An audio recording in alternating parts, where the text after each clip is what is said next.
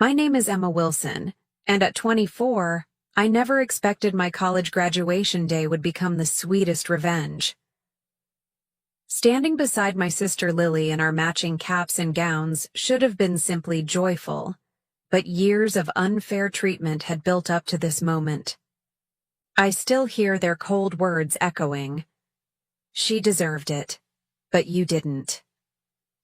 The memory of that night when my parents decided only my sister was worth investing in still stings. Before I reveal what made my parents' faces turn ghostly pale at our graduation, let me know where you're watching from in the comments and hit that like button if you've ever had to fight twice as hard for something that came easily to someone else.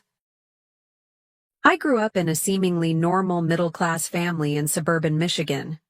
Our two-story house with the white picket fence looked perfect from the outside, complete with family photos displaying forced smiles that hid the complicated reality within. My parents, Robert and Diana Wilson, worked stable jobs, Dad as an accountant and Mom as a high school English teacher. We weren't wealthy, but we were comfortable enough that financial struggles weren't supposed to be in my future. My sister, Lily, was 2 years younger than me, but somehow always seemed miles ahead in our parents' eyes. With her perfect blonde curls, effortless academic achievements, and natural charm, she embodied everything they valued. From early childhood, the pattern was clear. Lily was the golden child, and I was the afterthought. I can still picture Christmas mornings where Lily would unwrap the latest expensive toys while I received practical items like socks or discount store craft kits. "Your sister needs more encouragement with her talents," Mom would explain when I questioned the disparity. Even at 8 years old, I recognized the unfairness, but learned to swallow my disappointment. School events highlighted the difference in their support. For Lily's science fairs, both parents would take the day off work, helping her create elaborate displays. For my art exhibitions, I was lucky if Mom showed up for 15 minutes during her lunch break. "Art is just a hobby, Emma. It won't get you anywhere in life," Dad would say dismissively. The only person who seemed to see me was my grandmother, Eleanor. During our summer visits to her lake house, she would sit with me for hours while I sketched the water and trees. "You have a special way of seeing the world, Emma," she would tell me. "Don't let anyone dim your light." Those summers with Grandma Eleanor became my sanctuary. In her small library, I discovered books about successful entrepreneurs and business leaders who had overcome obstacles. I began to develop dreams beyond just surviving my childhood, dreams of proving my worth through achievements my parents couldn't ignore. By high school, I had developed a resilient personality out of necessity. I joined every business-related club and excelled in math and economics, discovering a natural aptitude that surprised even my most supportive teachers. When I won the regional business plan competition as a sophomore, my economics teacher, Mr. Rivera, called my parents personally to tell them how exceptional my work was. "That's nice," Mom said after hanging up the phone. "Did you remember to help Lily with her history project? She has that big presentation tomorrow." During junior year, I worked after school at a local coffee shop to save money, sensing I would need my own resources in the future.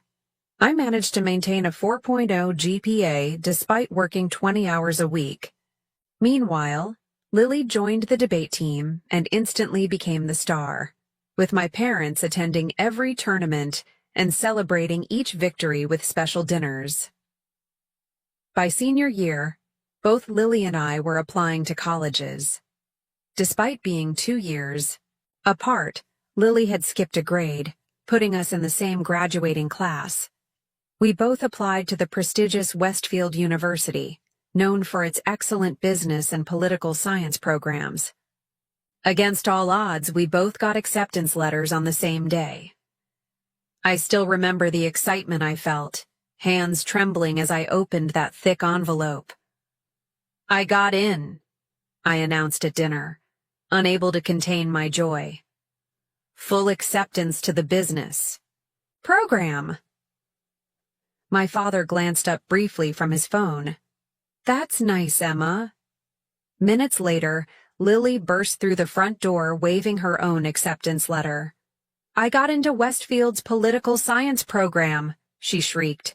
The transformation in my parents was immediate. Dad jumped up from his chair. Mom rushed to embrace Lily. And suddenly dinner was abandoned for an impromptu celebration complete with champagne for the adults and sparkling cider for us. We always knew you could do it, Mom gushed to Lily seemingly, forgetting I had announced the exact same achievement minutes earlier. 2 weeks later came the conversation that would change everything.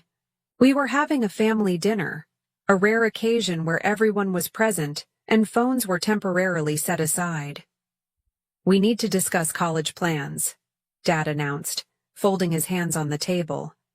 His eyes, however, were fixed solely on Lily. We've been saving for your education since you were born. The Westfield tuition is steep, but we can cover it entirely so you can focus on your studies without worrying about money. Lily beamed with pride while I waited for my turn, assuming they had saved for both of us. The silence stretched uncomfortably until I finally spoke up. What about my tuition? I asked quietly. The room temperature seemed to drop several degrees as my parents exchanged uncomfortable glances. Emma, my father said slowly, we only have enough for one of you, and Lily has always shown more academic promise. We believe investing in her education will yield better returns. My mother reached across to pat my hand in what she probably thought was a comforting gesture. You've always been more independent anyway. You can take out loans, or maybe consider a community college first. The words that followed burned themselves into my memory. She deserved it, but you didn't. I stared at them, unable to process the depth of their betrayal. Years of smaller rejections had somehow not prepared me for this ultimate dismissal of my worth. In that moment, the thin threads holding our family together in my mind snapped completely. That night after the devastating dinner announcement, I locked myself in my bedroom and allowed the tears I'd been holding back to finally fall. The unfairness crushed me. 17 years of trying to earn my parents' approval culminating in this ultimate rejection. My 4.0 GPA, business competition wins, and acceptance to a prestigious university meant nothing to them. I had never been enough, and apparently I never would be. The next morning, puffy-eyed and exhausted, I confronted my parents in the kitchen before school. How could you have saved college money for Lily but not for me? I asked, my voice breaking, despite my attempts to stay composed. Mom sighed as she stirred her coffee. Emma, it's not that simple. We had to make practical decisions with our limited resources. But I have better grades than Lily, I countered. I've been working part-time for 2 years while maintaining perfect academics. How is that not showing?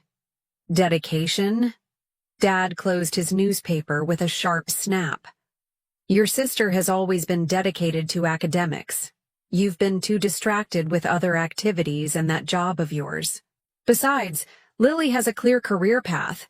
Your business ideas are risky at best. You never even asked about my plans, I whispered. Look, Mom interjected. We can help you fill out loan applications. Plenty of students finance their own education. The conversation ended there because they had already made their decision.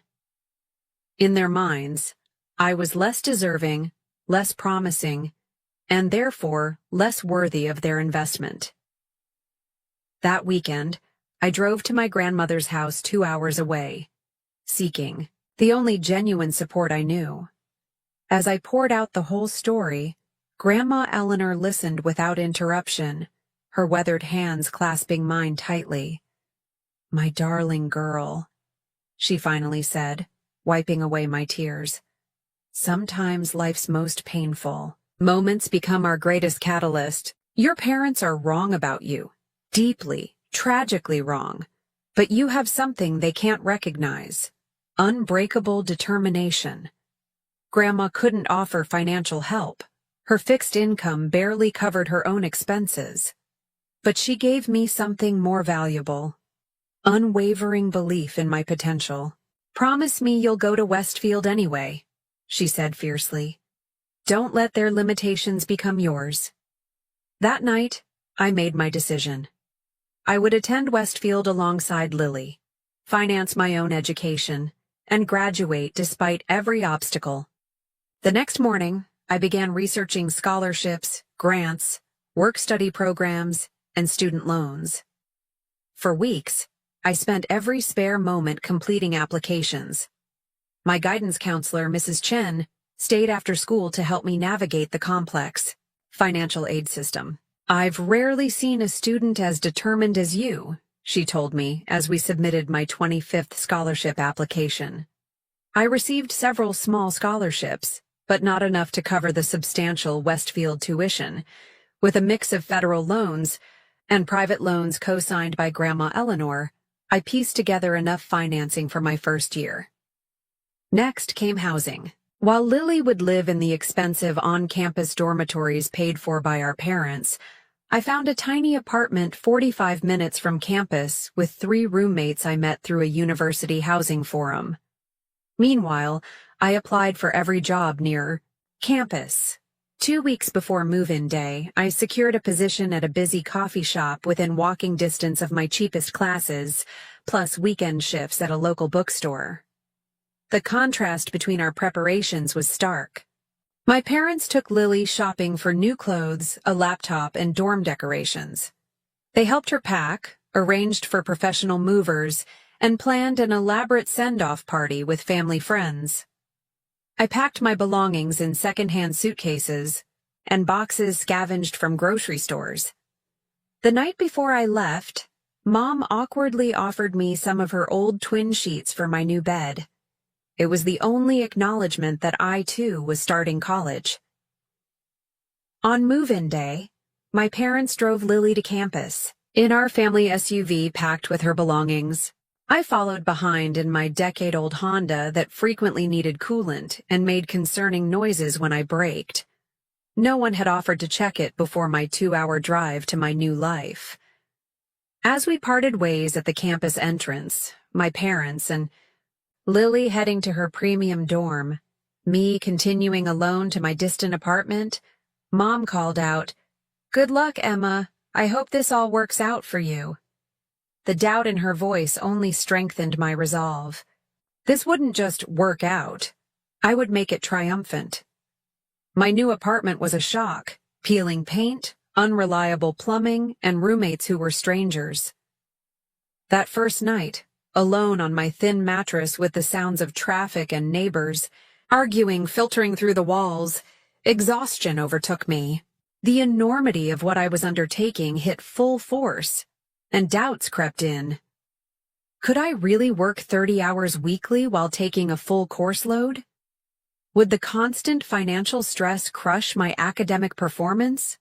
Just as despair threatened to overwhelm me, my phone chimed with a text from Grandma Eleanor. "Remember, my brave girl, diamonds are only made under pressure. You're already shining."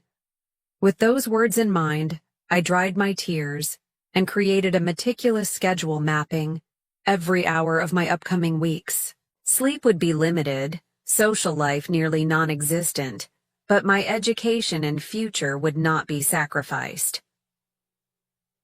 The financial aid office became my second home that first week. Ms. Winters, the assistant director, took a special interest in my situation after hearing my story. "You're taking on an enormous challenge," she said solemnly. "But I've seen students in your position succeed before. Just promise you'll come see me before things get overwhelming." That promise would become a lifeline in the months ahead. The day before classes started, I received an unexpected call from Mrs. Chen, my high school counselor.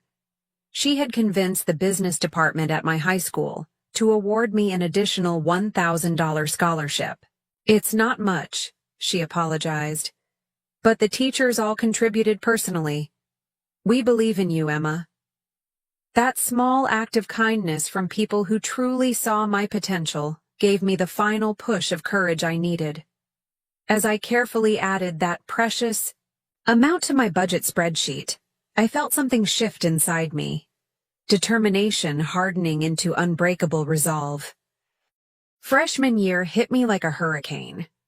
While most students were adjusting to college academics and enjoying newfound freedom, I was balancing 30 work hours weekly with a full course load of business classes.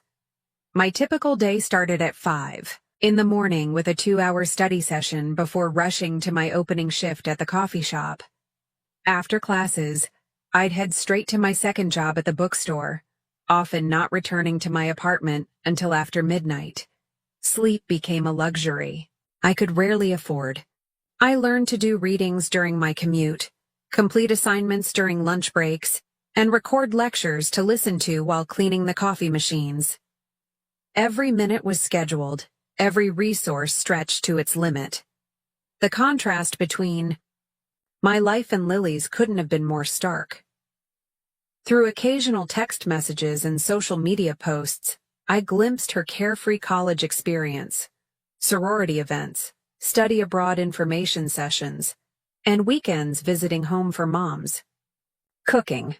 Meanwhile, I was calculating if I could afford both textbooks and groceries that month. Despite the grueling schedule, something unexpected happened. My business classes weren't just manageable, I was excelling. Years of practical financial planning and work experience had prepared me in ways my classmates weren't. While they struggled with basic accounting concepts, I was applying these principles in real time to my own complex financial situation. Professor Bennett, my business ethics instructor, stopped me after class one day during the second month. "Ms. Wilson, your analysis of the case study was exceptional, particularly your perspectives on resource allocation and family business dynamics. Your insights show remarkable maturity." For perhaps the first time, my struggles were translating into an academic advantage. My exhaustion was tempered by growing confidence in my capabilities. During this time, I was also blessed with an unexpected friendship that would change everything. My roommate Zoe noticed my punishing schedule and began leaving homemade meals in the refrigerator with my name on them. One night when I came home particularly exhausted, she was waiting up. "You can't keep going like this," she said bluntly, setting a cup of tea before me. "You'll burn out before midterms." When I explained my situation, her expression shifted from concern to indignation on my behalf. "That's beyond unfair," she declared. "From now on, consider me your college family." Zoe became my sanctuary in the storm. She edited my papers when fatigue made my words blur, created flashcards for my exams, and fiercely defended my study time from other roommates' interruptions. When she discovered I was skipping meals to save money, she insisted on cooking enough for both of us, refusing any payment beyond help with her own assignments. "My parents taught me that family takes care of each other," she explained simply. "And sometimes, the family we choose matters more than the one we're born into." Midway through sophomore year, disaster struck. The coffee shop reduced everyone's hours due to seasonal slowdowns, cutting my income by nearly 40%. My careful budget collapsed overnight. With rent due and a tuition payment looming, I faced my first major financial crisis. Panic rising. I remembered Ms. Winters from financial aid and made an emergency appointment.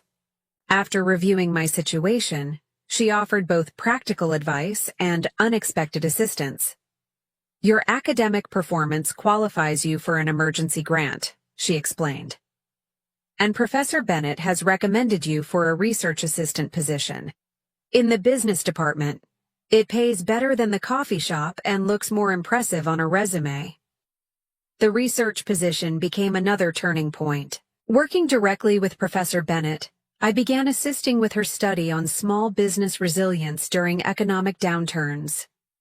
The flexible hours accommodated my class schedule, and the intellectual stimulation was a welcome change from preparing lattes. More importantly, Professor Bennett took a genuine interest in my future. "Have you considered entrepreneurship?" she asked one afternoon as we analyzed survey data. "Your perspective on resource constraint driving innovation is quite sophisticated." The seed of an idea that had been germinating since high school began to take root. Using skills from my marketing and digital media classes, I created a simple online platform offering virtual assistant services to local small businesses. Working late into the night, I built a website and developed service packages tailored to needs I had observed in my research with Professor Bennett. By the beginning of junior year, my small business was generating enough income to allow me to quit the bookstore job. I maintained my research position more for the mentorship than the money. Between the virtual assistant work, research stipend, and loans, I was finally achieving a precarious financial stability. As my business grew, so did my confidence. In business strategy class, I began speaking up more, sharing insights from my real-world entrepreneurial experience. Professors took notice, and classmates began seeking my advice on their projects. The girl who once felt invisible was becoming a respected voice in the department. Meanwhile, Lily and I maintained a cordial but distant relationship. She would occasionally invite me to sorority events or campus activities, which I nearly always declined due to work commitments. We rarely discussed our dramatically different college experiences, maintaining the surface-level conversation that had characterized our relationship since childhood. Our parents called Lily weekly, but reached out to me only for major holidays or family emergencies. During one Thanksgiving break when I couldn't afford the trip home, Mom texted, "We miss you at dinner, but we understand you're busy with your projects." The ellipses spoke volumes about how they viewed my choices. Despite their continued dismissal, my academic performance was becoming impossible to ignore. I made the dean's list every semester, received departmental awards, and was invited to present at a regional business conference. Each achievement strengthened my determination to prove my path was just as valid as Lily's, perhaps even more so. By the end of junior year, my virtual assistant business had evolved into a proper digital marketing agency serving clients across the state. I hired 2 fellow business students as part-time associates, turning theoretical classroom knowledge into practical business growth. The business not only covered my living expenses but generated enough profit to start repaying some of my smaller loans early. Professor Bennett nominated me for the prestigious Entrepreneurial Excellence Scholarship, which covered my entire senior year tuition. "You've earned this through extraordinary effort," she told me when I received the award. "Your story exemplifies the very entrepreneurial spirit this university was founded upon." For the first time since starting college, I felt the crushing weight of financial insecurity begin to lift. The future I had glimpsed in those books at Grandma Eleanor's house was materializing through my own determined efforts. What I didn't realize was that my success story was becoming quietly famous within the business department.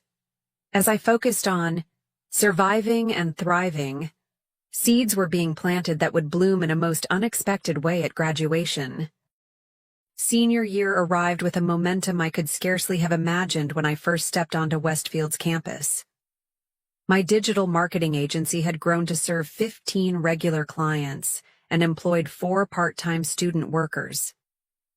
The business was featured in a local entrepreneurship magazine, bringing a steady stream of new clients and establishing my professional reputation beyond the university.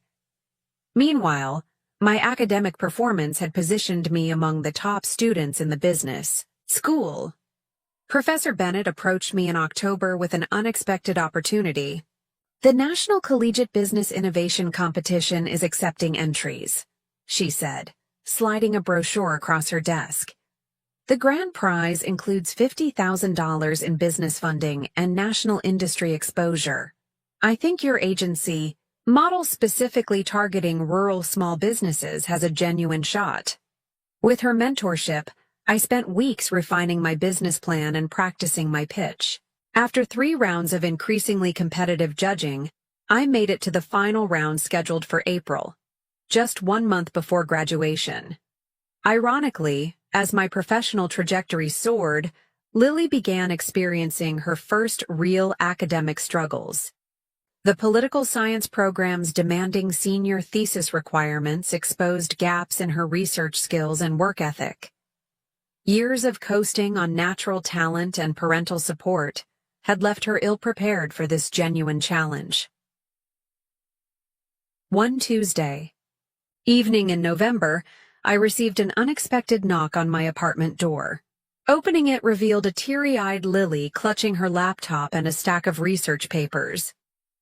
"I'm failing my thesis seminar," she confessed in a rush.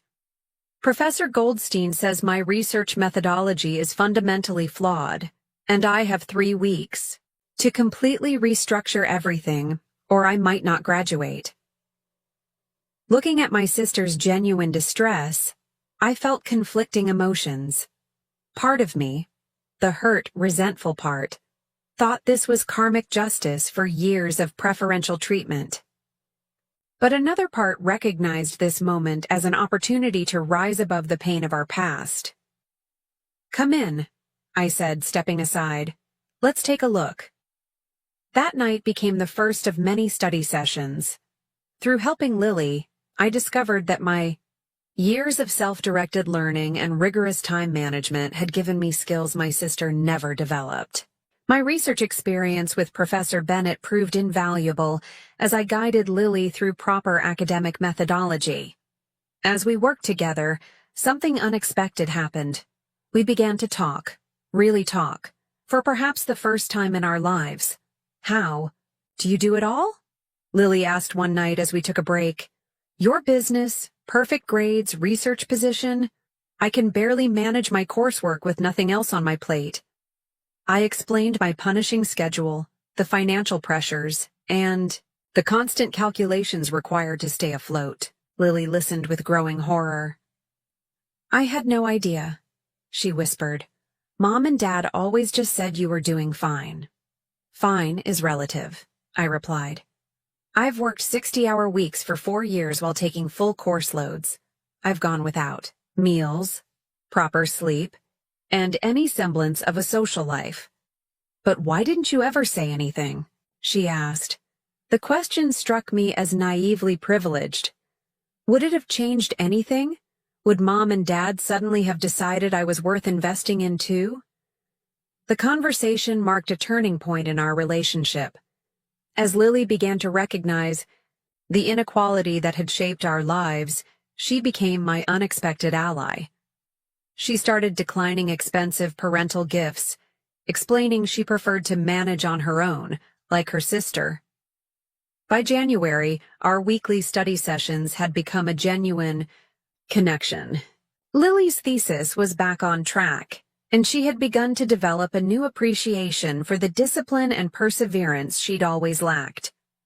Meanwhile, my own senior project had attracted attention from the university administration. Dean Rodriguez, head of the business school, invited me to her office in February. "Your journey at Westfield has been extraordinary," she began. "From financing your own education to building a successful business while maintaining academic excellence, it's precisely the kind of success story we want to highlight." She explained that the university selected one exceptional student annually to deliver a short address at graduation. "We would like you to consider representing the business school this year," she said.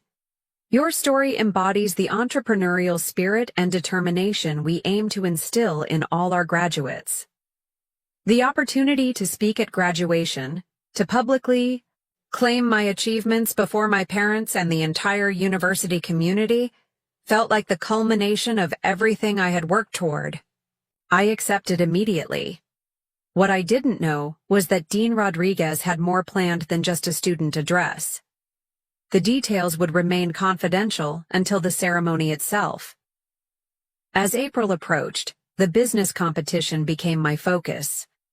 My presentation to the judges incorporated everything I had learned about resilience, resource optimization, and creating value from constraint. When the panel announced my victory, I felt a validation that transcended the prize money and publicity. I had transformed my greatest challenges into my competitive advantage. The university newspaper ran a front-page story about my win, featuring a photo of me accepting the oversized check and trophy. I sent a copy to Grandma Eleanor, who called me sobbing with pride. "I always knew you were extraordinary," she said. "Now everyone else knows it too." My parents, notably, did not mention the article or the award. Their silence had long since ceased to surprise me. 2 weeks before graduation, our parents arrived in town to help Lily prepare. They rented a large house for the extended family coming to celebrate and planned an elaborate party for after the key ceremony. I received a perfunctory invitation that made clear I was an afterthought. "We assumed you'd be busy with work," Mom explained when I mentioned being excluded from the family dinner the night before graduation. "But you're welcome to join if you can make it." The dismissal stung, but less sharply than it once would have. My worth was no longer tied to their recognition. The day before graduation, Grandma Eleanor arrived with a special gift. A custom graduation stole embroidered with words that had sustained me through the darkest times. "Diamonds are made under pressure.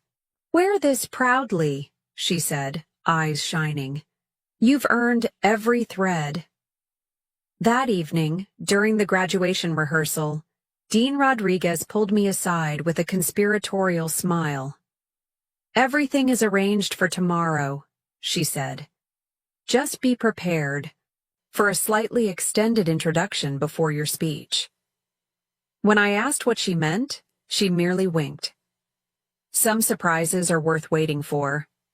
Later that night, the extended family gathered for dinner at an upscale restaurant downtown. Aunts, uncles, cousins, and grandparents crowded around tables pushed together to accommodate everyone.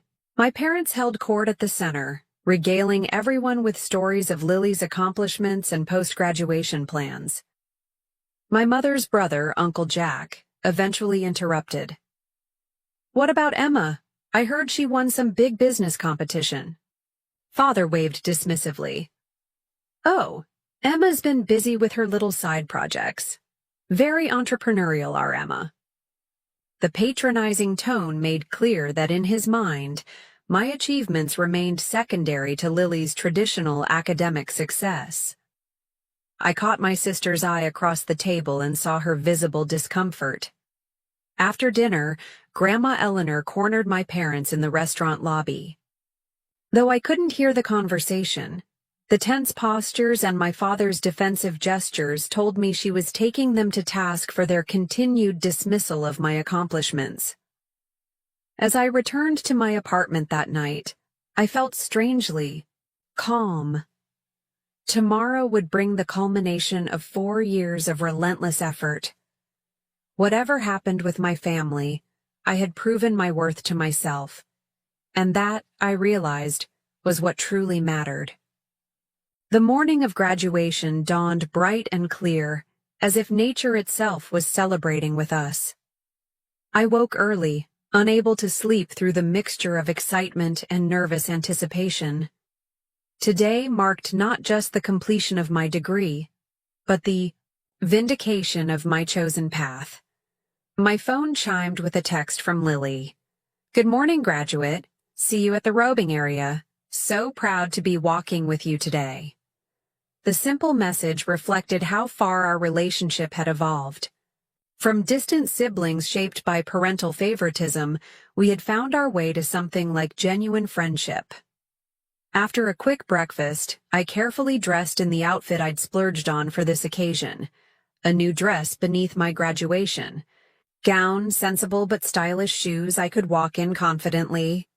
As I fastened Grandma Eleanor's special stole around my shoulders, I allowed myself a moment to truly feel the weight of this accomplishment.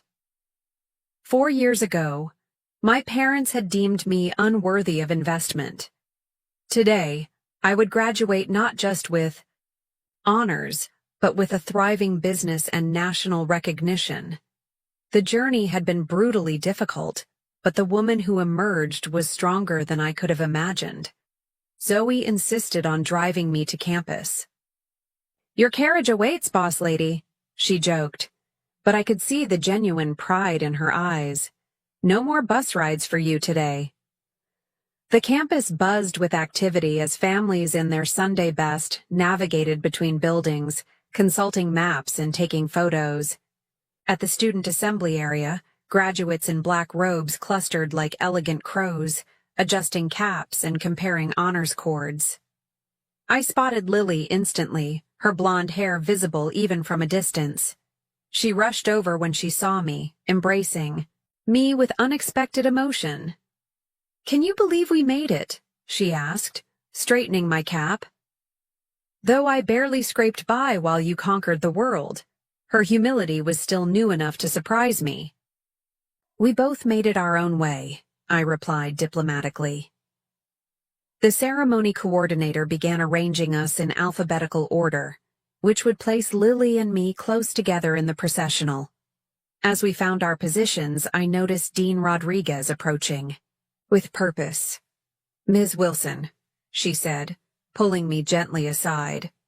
"Just confirming our arrangement. After the conferring of degrees, the president will announce special recognitions. You'll be called up first for your address, and then—" She lowered her voice. "We have a few additional acknowledgments planned." When I asked for details, she smiled mysteriously. "Better to let it unfold naturally.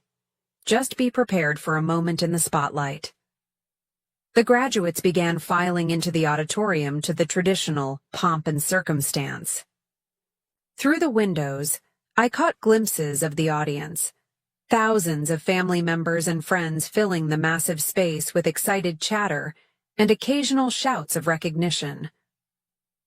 As we marched down the center aisle, I scanned the family section and spotted my parents seated in premium positions near the front. Dad wore his navy suit reserved for important client meetings, while Mom had chosen an elaborate floral dress and hat combination that screamed, "important occasion."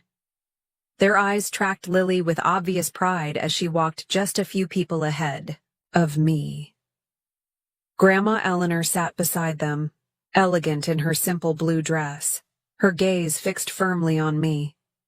When our eyes met, she nodded once, a gesture containing all her fierce pride and love. The ceremony proceeded with the expected speeches about future potential and the responsibility of education. I half listened, mentally rehearsing my upcoming address while managing the butterflies in my stomach. Finally, the moment arrived for the conferring of degrees. We rose by departments, crossing the stage to receive our diplomas and shake hands with university officials. When my name was called, I heard Grandma Eleanor's distinctive whistle cutting through the polite applause. Lily, returning to her seat, gave me a thumbs up as we passed each other. After the degrees were conferred, University President Harlow approached the podium again. Before we conclude today's ceremony, we have several special recognitions to present. First, I invite Emma Wilson of the School of Business to deliver this year's student address. As I made my way to the stage, I caught a glimpse of my parents. For the first time that day, they were looking directly at me, confusion evident in their expressions. Clearly, they hadn't expected their less promising daughter to receive this honor. Taking the podium, I drew a deep breath and began. 4 years ago, I arrived at Westfield with nothing but determination and the belief that education should be earned, not given. Today, I stand before you having worked 30 hours weekly while maintaining a full course load, building a successful business that employs fellow students, and graduating with highest honors. I spoke about resilience, about finding strength in adversity, and about redefining success on your own terms. Without directly mentioning my parents, I addressed the pain of being underestimated and the power of proving skeptics wrong. The greatest gift of my Westfield education wasn't found in textbooks or lectures, though those were valuable. It was discovering that limitations placed upon us by others need not become our own limitations. Each of us has the capacity to transcend expectations and create our own definitions of success. As I concluded my speech to enthusiastic applause, President Harlow returned to the microphone. What happened next would forever change the dynamics of my family. Thank you, Ms. Wilson, for those inspiring words. And now, I have the distinct pleasure of announcing several special recognitions that exemplify the excellence we strive for at Westfield. He paused dramatically, glancing down at his notes. First, the faculty of the School of Business has unanimously selected Emma Wilson as this year's valedictorian, graduating with a perfect 4.0 GPA while simultaneously building a business now valued at over 6 figures. A murmur of appreciation rippled through the crowd. I stood frozen beside the podium, not having expected this public acknowledgement. Additionally, the president continued, Ms. Wilson is this year's winner of the National Collegiate Business Innovation Competition, bringing unprecedented recognition to our university's entrepreneurship program. The audience's applause grew stronger. I dared a glance toward my parents and saw their expressions shifting from confusion to shock. What many of you may not know, President Harlow went on, his voice carrying clearly through the silent auditorium, is that Ms. Wilson accomplished these extraordinary achievements while fully self-financing her education, working multiple jobs, building her business, and maintaining academic excellence without any family financial support. The revelation sent a visible ripple through the audience. Parents looked at each other with expressions ranging from disbelief to admiration. In recognition of her extraordinary journey, I am pleased to announce that Ms. Wilson has been offered a position with Alexander Global Consulting, one of the nation's premier business strategy firms. Furthermore, her entrepreneurial journey will be featured in next month's edition of Business Innovation magazine as their cover story on rising entrepreneurial talent. The audience erupted in a standing ovation. Through the thunderous applause, I watched as my parents' faces drained of color, their expressions morphing from shock to something approaching horror as they realized everyone now knew they had refused to support the daughter being celebrated as the university's most outstanding graduate. Lily stood among the graduates, clapping wildly with tears streaming down her face. Grandma Eleanor remained seated only because her arthritic knees wouldn't allow her to stand quickly, but her proud smile could have lit the entire auditorium. As the applause finally quieted, President Harlow made one final announcement. In honor of Ms. Wilson's extraordinary example, the University Board has established the Emma Wilson Resilience Scholarship, providing financial assistance to students demonstrating exceptional determination in overcoming obstacles to their education. The symbolic victory was complete. Not only had I succeeded despite my parents' lack of faith, but my name would be permanently associated with supporting others facing similar challenges. As I returned to my seat amidst continued applause, Lily grabbed my hand and squeezed it tightly. "You are amazing," she whispered fiercely. "And they were so wrong about you." The remainder of the ceremony passed in a blur. When it concluded, graduates scattered to find their families among the dispersing crowd. I saw my parents standing, awkwardly with Grandma Eleanor, their usual confident postures replaced by uncomfortable stiffness. Several professors and classmates stopped me to offer congratulations, delaying my approach to the family gathering.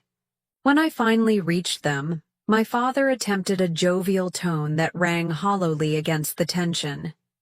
"Well, this was quite a surprise," he said, his smile not reaching his eyes. "You've been holding out on us, Emma." The casual dismissal of all, my hard work, as if I'd merely been keeping secrets rather than struggling while they ignored me, might once have devastated me. Now, it barely registered. "Not at all," I replied coolly. "I've been exactly who I've always been. You just weren't paying attention." Before they could respond, Lily stepped forward and put her arm around my shoulders in a clear display of solidarity. "Everyone's talking about Emma's speech and accomplishments," she announced loudly enough for nearby families to hear. "Isn't it amazing how she managed to achieve all this without any support? I can't imagine how much more she could have done. If she'd had the same advantages I did." Our mother flinched visibly at the public acknowledgement of their favoritism. Nearby, Uncle Jack and several other relatives watched the interaction with newly critical eyes. "Perhaps we should continue this conversation at home," Dad suggested tersely, clearly uncomfortable with the public scrutiny. "Actually," I replied, "I have a celebration with my business team and mentors this afternoon. They've been my real support system these past 4 years, and I wouldn't miss it for anything." Grandma Eleanor stepped forward then, taking my hand in her gnarled one. "I'm coming with you," she declared. "I want to meet these wonderful people who recognized what your own parents couldn't see." The blunt statement hung in the air between us. For perhaps the first time, I saw genuine regret flash across my mother's face.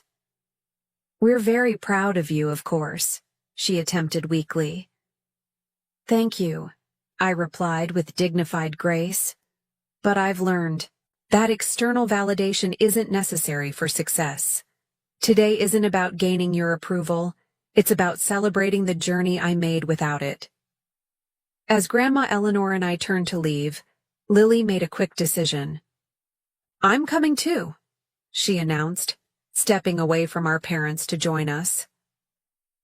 The sight of their 2 daughters walking away, both having outgrown the constraints of their expectations in different ways, left my parents standing alone amidst the celebrating families, their carefully constructed narratives about their children visibly crumbling before the undeniable truth.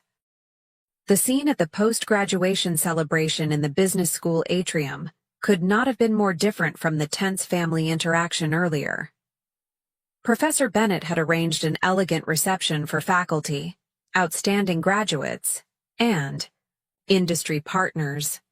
Crystal punch bowls, elegant hors d'oeuvres, and congratulatory banners created a genuinely celebratory atmosphere. Lily looked around with wide eyes as we entered. "This is so different from the political science reception," she whispered. "Everyone seems to actually know each other." "The business department became my home," I explained. "These people saw me, really saw me, when our parents couldn't." Zoe rushed over immediately, engulfing me in a tight hug before introducing herself to Grandma Eleanor and Lily. "I've heard so much about both of you," she said warmly. "The supportive grandmother and the sister who finally woke up." Lily blushed but accepted the gentle teasing good-naturedly. "Better late than never, I hope." Dean Rodriguez approached next, champagne flutes in hand. "The woman of the hour," she beamed, passing around the glasses. "And this must be the grandmother, who believed in you from the beginning." As they chatted, I watched Lily observing this network of supporters I'd built, people who valued me for my actual accomplishments rather than some preconceived notion of potential.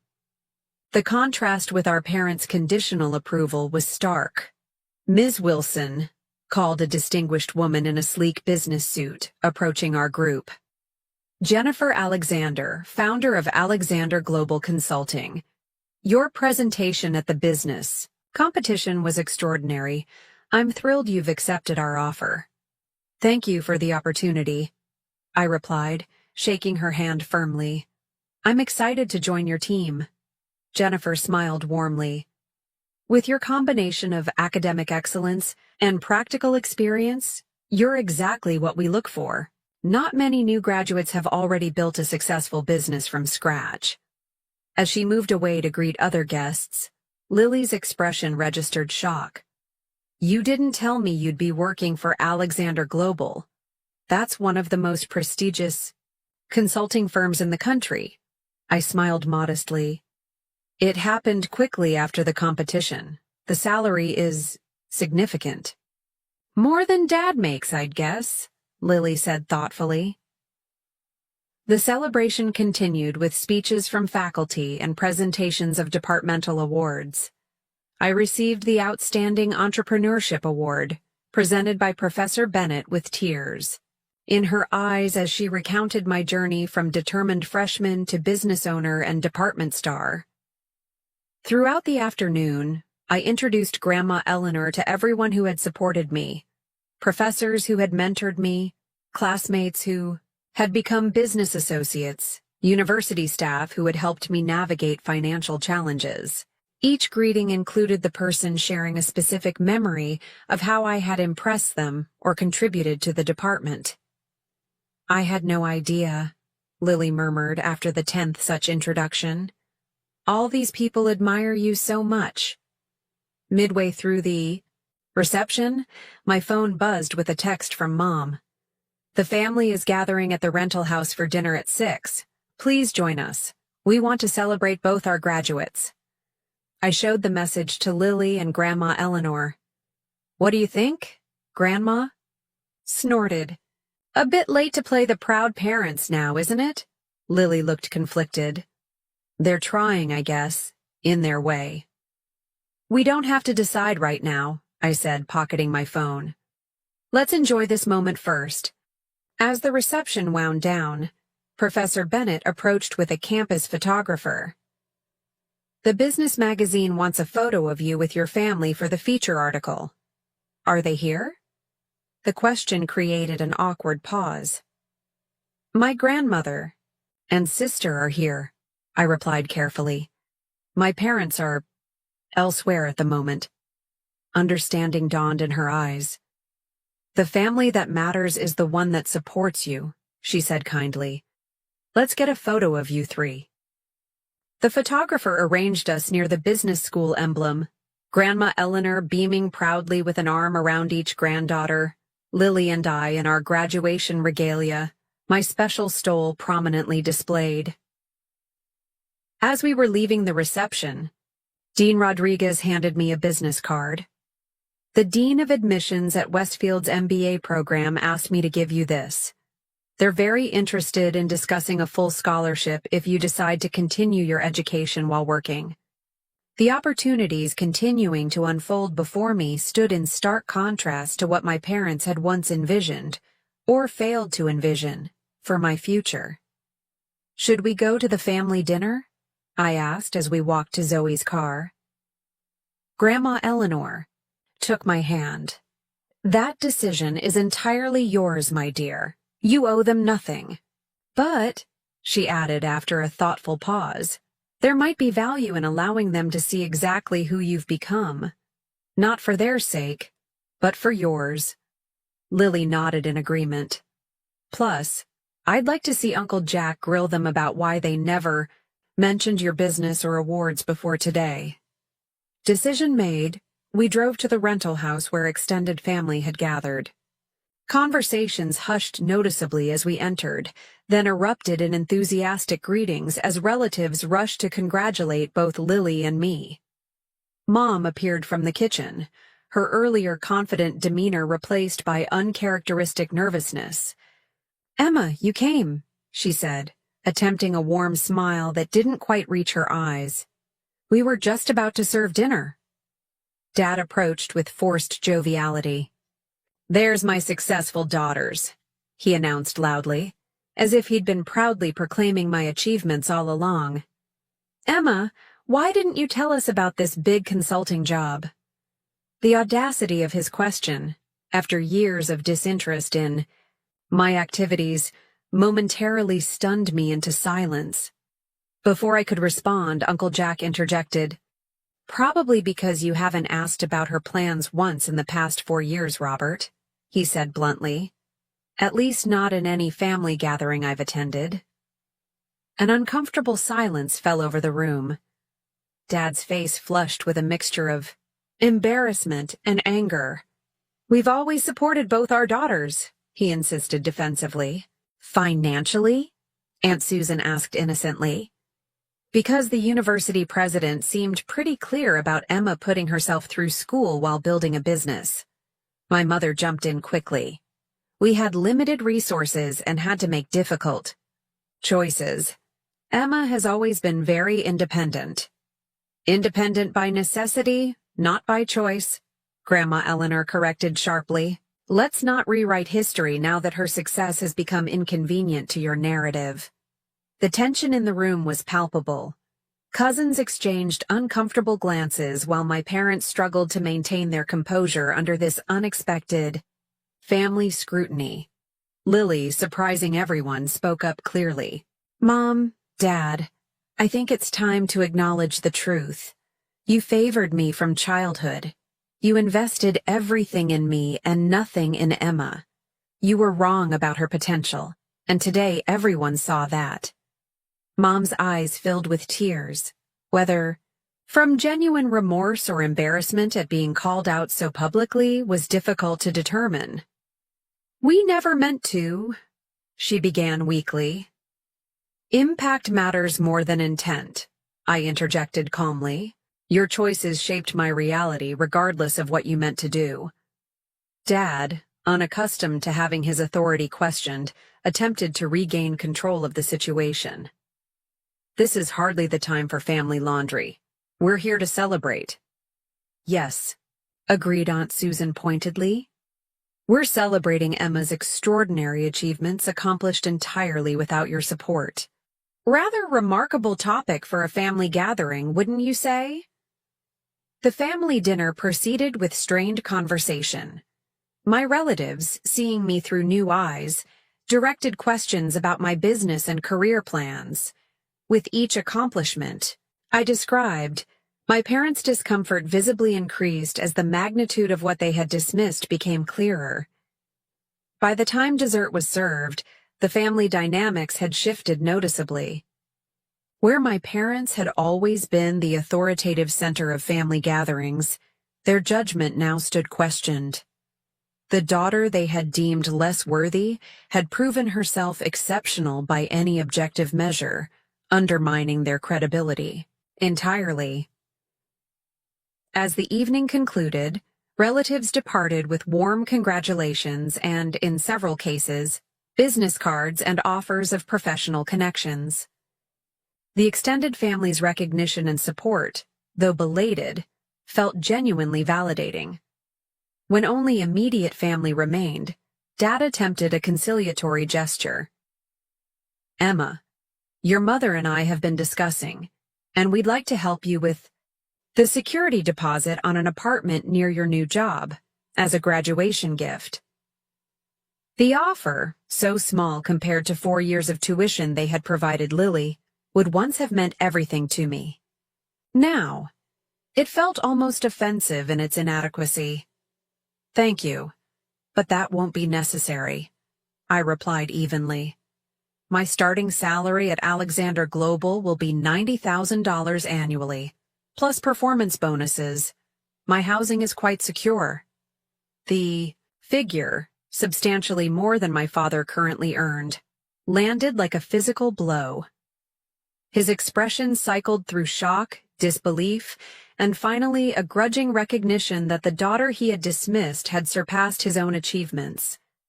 "Well," he said finally, struggling to maintain composure, "you've certainly proven yourself capable." "Yes," I agreed simply. "I have. Not that I needed to prove anything to anyone but myself." As we prepared to leave, Lily pulled me aside. "I'm staying with Grandma Eleanor for a few days before moving to my new apartment. Would you want to join us? Like a mini family vacation with the family members who actually matter? The suggestion, so simple yet so profound in its reorganization of family bonds, brought unexpected tears to my eyes. I'd love that, I whispered. As we departed, leaving my parents standing uncertainly in the doorway of their rented showcase house, I felt centuries of weight lifting from my shoulders. Their approval, so desperately sought for most of my life, had become irrelevant in the face of my own verified worth. The family I was choosing, Grandma Eleanor, Lily, Zoe, my mentors and supporters, was the one that had seen my value all along. And that recognition meant infinitely more than belated acknowledgement from those who had refused to see until it became impossible to deny. The weeks following graduation brought a whirlwind of changes. I moved into a comfortable apartment near the Alexander Global offices, using part of my competition winnings for the security deposit and furnishings. My small business continued, operating under the management of my student team, now properly employed with fair wages and flexible schedules accommodating their studies. Meanwhile, the promised magazine feature was published, complete with the photo of Grandma Eleanor, Lily, and me at graduation. The article detailed my journey from self-financing freshman to award-winning entrepreneur and consulting hire, positioning my story as an example of determination overcoming obstacles. I sent copies to Professor Bennett, Dean Rodriguez, and everyone else who had supported me along the way. My relationship with my parents entered uncertain territory. 2 weeks after graduation, they requested a Sunday lunch meeting at a neutral restaurant location. The conversation was awkward, but represented their first genuine attempt to reconcile. "We've done a lot of thinking," Mom began carefully, "about the choices we made and the assumptions that guided them." Dad, less comfortable with emotional conversations, added stiffly, "We may have misjudged your potential." The understatement was almost comical given recent events, but I recognized that acknowledgement, however inadequate, represented significant movement for them. "Yes," I agreed simply. "You did. We'd like to try to repair our relationship," Mom continued, "if you're willing." I considered their request thoughtfully. The wounded child in me wanted to reject them outright, to inflict the same pain of dismissal I had felt for years. But the woman I had become recognized that continuing that cycle would only extend the damage. "I'm open to developing a new relationship," I said finally. "But it would need to be just that. New. Built on who I actually am, not who you thought I was or wished I would be." "That seems fair," Dad conceded, his typical confidence notably subdued. "And it would require acknowledgement that what happened wasn't just a misunderstanding or an unfortunate circumstance. It was favoritism that caused real harm." This requirement clearly made them uncomfortable, but after exchanging glances, they nodded.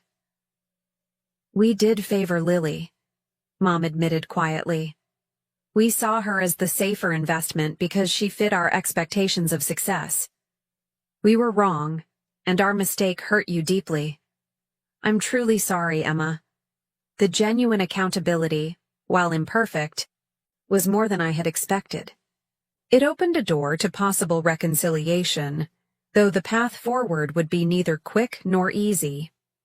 Over the summer, I began my position at Alexander Global while maintaining regular contact with Lily and Grandma Eleanor. Lily had secured an entry-level position with a nonprofit organization focused on educational equity, a career choice seemingly influenced by her new awareness of privilege and opportunity gaps. "I keep thinking about how different our paths were," she confessed during one of our weekly sister dinners. And how many other students face the obstacles you did, but without your exceptional drive to overcome them? Her growing social consciousness pleased me more than any apology could have. My sister was evolving beyond the golden child identity our parents had constructed for her, developing genuine empathy and purpose.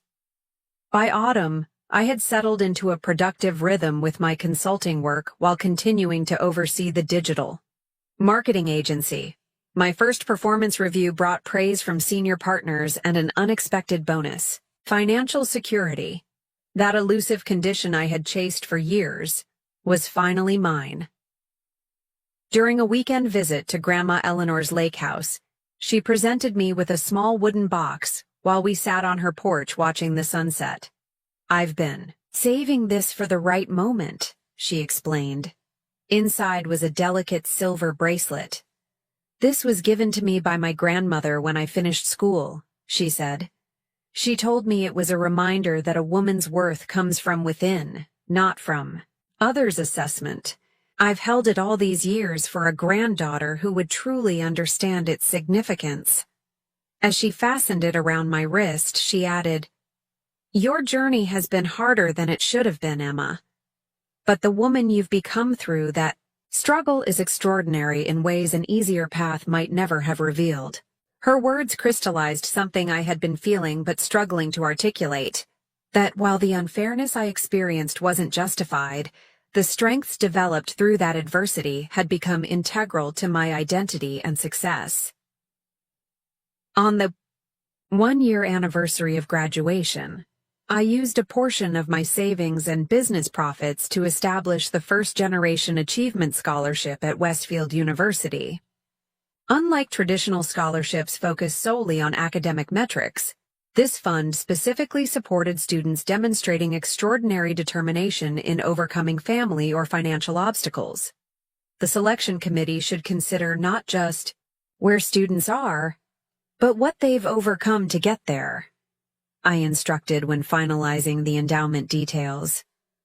The first recipient, a young woman working 2 jobs while studying accounting and caring for her younger siblings, reminded me powerfully of myself. The difference was that now she would have the support I had lacked. My parents, gradually earning limited trust through consistent effort, attended the scholarship announcement ceremony. As they listened to my speech about creating opportunity, ladders for others to climb, I noticed something new in their expressions. Not just regret for past mistakes, but genuine pride untainted by comparison or condition. "You've created something meaningful," Dad acknowledged afterward, the closest he had come to expressing genuine admiration. Mom added more directly, "You've become someone who turns her own pain into purpose. That's rare and valuable." While these small recognitions mattered, I had learned perhaps the most important lesson of my journey. External validation, even from parents, was ultimately secondary to internal conviction. My worth hadn't changed when they finally acknowledged it. Their perception had simply caught up to the reality that had been there all along. Lily and I continued strengthening our authentic sisterhood, untangling it from the comparative framework our parents had created. During a Saturday hiking trip, she asked the question that had clearly been on her mind for some time. "Do you think you'll ever fully forgive them?" I considered this carefully as we reached a scenic overlook. "Forgiveness isn't a single decision," I replied finally. "It's an ongoing process of releasing the expectation that the past could have been different. I don't think I'll ever forget being told I wasn't worth investing in," I continued honestly. "But I'm working toward not letting that moment define my relationship with them going forward. That's the forgiveness I'm capable of right now." Lily nodded thoughtfully. "For what it's worth, their greatest loss was not knowing who you really were all those years." As I looked out over the vast landscape below us, I reflected on the journey that had brought me here. From the devastated teenager hearing, "She deserved it, but you didn't," to the accomplished professional creating opportunities for others. The transformation wasn't just in my circumstances, but in my fundamental understanding of self-worth. The real victory wasn't proving my parents wrong, though that satisfaction was undeniable. The deeper triumph was discovering that their assessment had never actually defined me. I had always been capable, valuable, and worthy of investment. Their failure to see it reflected their limitations, not mine. Perhaps that's the most powerful realization for anyone who has been underestimated or dismissed. Your value exists independently of others' ability to recognize it. The opinions that limited you speak to the imagination deficits of others, not to your inherent potential. In the end, being underestimated became my greatest advantage. It forced me to develop resilience, self-reliance, and determination that served me long after the initial injury had healed. The very qualities my parents failed to nurture became the foundation of a success they couldn't have envisioned. Not because I wasn't capable, but because their vision was too limited to encompass who I could become. Have you ever been underestimated by someone whose opinions seemed to define your worth? How did you find the strength to prove them wrong, or more importantly, to prove your value to yourself? Share your story in the comments below, and don't forget to like and subscribe if this journey of overcoming family expectations resonated with you. Remember, sometimes those who believe in you the least can motivate you the most, not to earn their approval, but to discover just how far beyond their limited vision you can truly soar. Thank you for joining me on this journey, and I hope my story inspires you to recognize your own inherent worth, regardless of who fails to see it.